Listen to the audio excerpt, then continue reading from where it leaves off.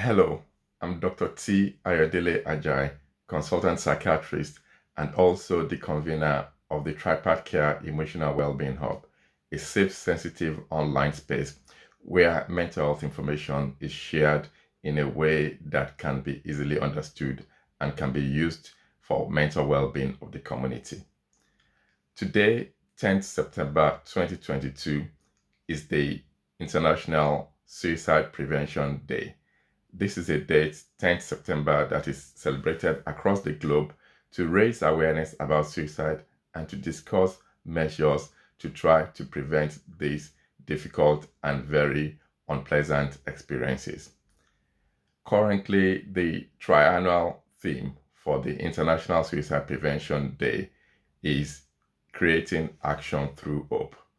So I thought I would very quickly record a short video just to discuss my thoughts in this regard and to challenge you that suicide prevention is actually everyone's business, and to consider the things that you can do either as a member of our community, as a charity, as a church, or even larger organizations, corporate organizations, what you can do to actually add your actions to creating hope to prevent suicide.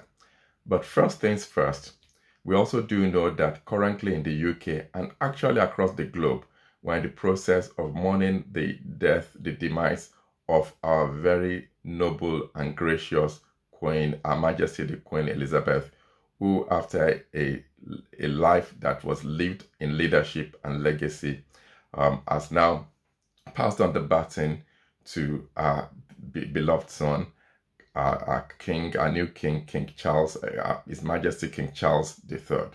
So I want to start by using this opportunity to commensurate with the royal family, with His Majesty King Charles III, and also to pray for God's comfort and also strength to lead the nation even at this time.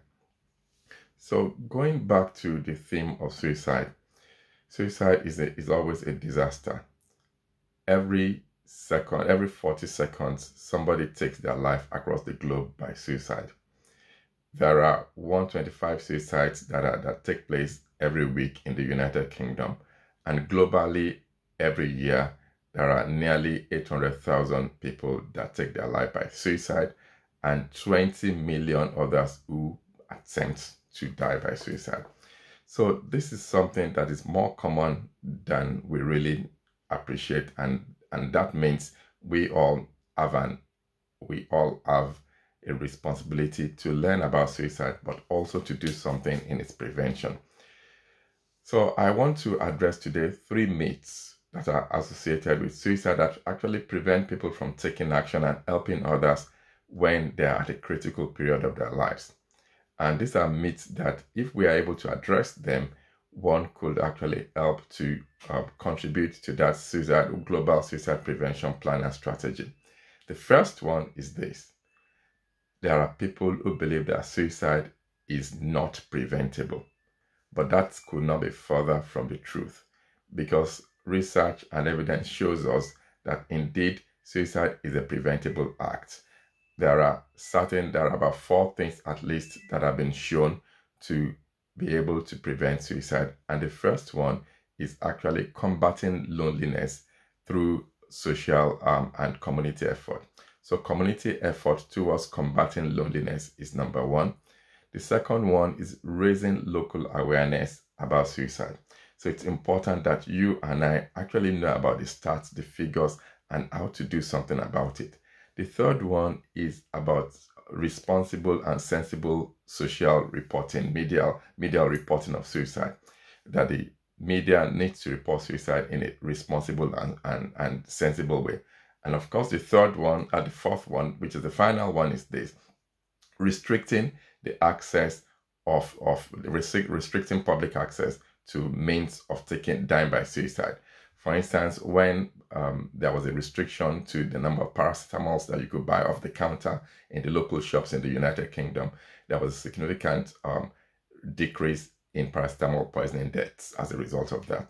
So we know that there are things that we can do to prevent suicide. So suicide, the first point I want to make today is that suicide is preventable.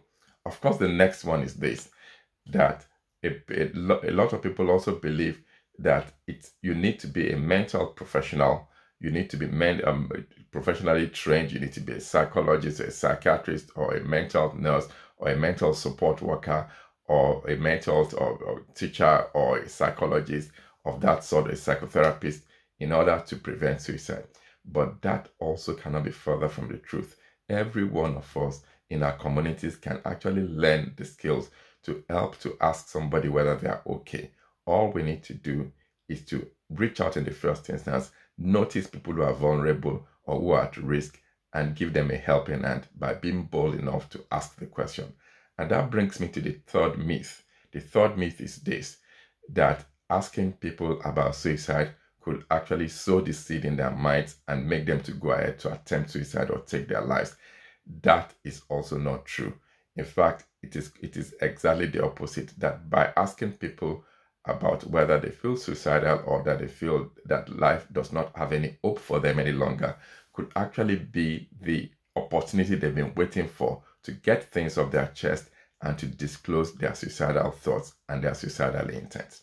So I have addressed 3 myths today about suicide, but importantly, I want to encourage you to join us at the Tripart Care Emotional Wellbeing Hub in September. This is 29th September 2022, and this is going to be on Zoom, when we will be looking at details of this. This is going to be from 7 p.m. to 8:30 p.m.